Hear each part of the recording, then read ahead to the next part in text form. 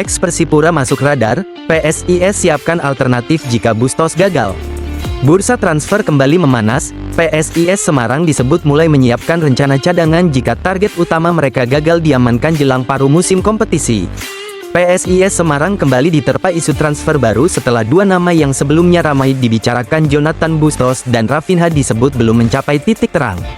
Situasi ini membuat manajemen Laskar Mahesa Jenar tidak ingin bergantung pada satu opsi saja dan mulai mengalihkan perhatian ke alternatif lain. Kabar tersebut pertama kali ramai setelah Ketua Umum Panser Biru Kepareng Wareng mengunggah postingan di akun Instagram Kepareng Wareng. Unggahan itu langsung menyedot perhatian karena menyertakan foto sosok gelandang berpaspor Iran dan Azerbaijan Ali Nouri yang kini berstatus tanpa klub.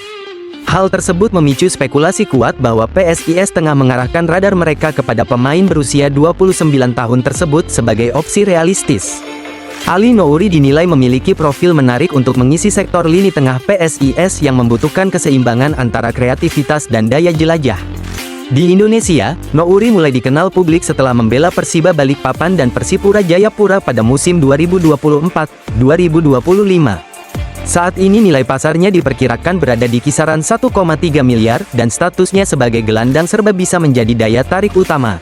Ia mampu bermain sebagai gelandang bertahan maupun gelandang serang, peran yang sebelumnya disiapkan PSIS untuk Jonathan Bustos. Meski begitu, kondisi Nouri yang baru pulih dari cedera panjang menimbulkan keraguan di kalangan supporter terkait konsistensinya. Hingga kini PSIS belum memberi pernyataan resmi, namun rumor ini jelas membuat bursa transfer semakin panas dan penuh tanda tanya.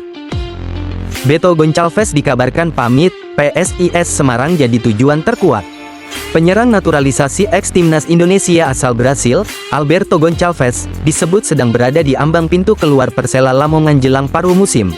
Rumor tersebut kian menguat setelah striker veteran berusia 45 tahun itu dikabarkan sudah berpamitan kepada rekan setimnya di internal klub.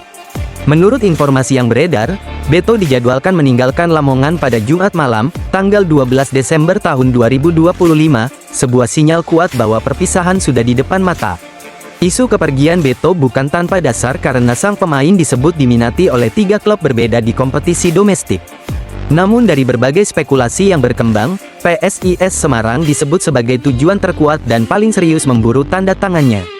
Musim ini, Beto tercatat tampil 10 kali bersama Persela dan menyumbangkan 1 gol di kompetisi berjalan.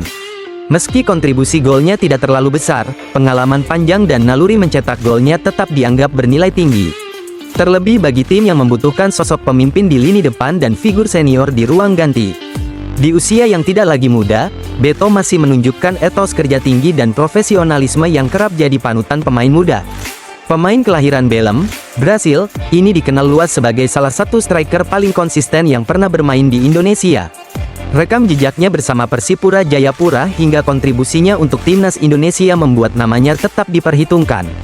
Meski kini berada di fase akhir karir, daya tarik Beto tidak luntur di mata klub yang mengejar stabilitas dan pengalaman.